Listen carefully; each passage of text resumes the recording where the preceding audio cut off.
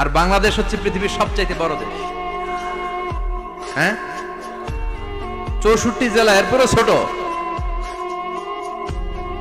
যাদের Atlas map নিয়ে যাদের ধারণা আছে তারা দেখবেন বাংলাদেশ এই শব্দটা লেখার জায়গাও আমরা পাই না।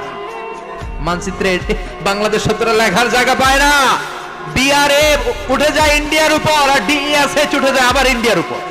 মাঝখানের দুইটা অক্ষর বাংলাদেশের উপরে পড়ে। চিল্লায় বলেন ঠিক কিনা? কত ছোট দেশ, পাশের ইন্ডিয়া 20-25 গুণ বড়।